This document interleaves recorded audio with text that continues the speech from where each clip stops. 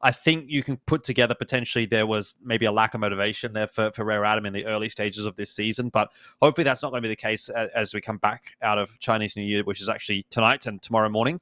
So, obviously happy Chinese New Year for those of you who are sort of following along with that or, celebrating that. But into the business today, Lin Vision and the Huns. So, already talking about that win from the Huns over Rare Adam, I think that's definitely a good sign. But, they've been playing against a lot of those Eastern Russian teams, and they've been doing generally pretty well against those guys here in ESL Challenger League this season. As far as the results for Lin Vision so far, I'd say the only notable one that they've really picked up to me would be maybe the win over Chinggis Warriors, but I don't think they've really been tested too hard in this season so far. That, of course, will change as we go on, but I'm kind of liking what we're getting from Lin Vision. I say that without having actually watched any of their games, so that's one thing I'll put out there. But, we've got obviously that old core of Lin Vision back with Westmelon, Zakastari, and Emilia, which I think is really cool. That was the core four, I suppose, of the Lin Vision roster that was able to do some really, really cool things last year.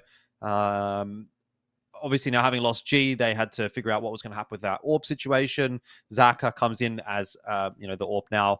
And then, as far as we know, they've added Call Me Sue, who I think some people will recognize. He's a player that is somewhat exciting because he's come through from a bit of a stint over in North America, was playing on Wildcard for a little while, if I remember correctly.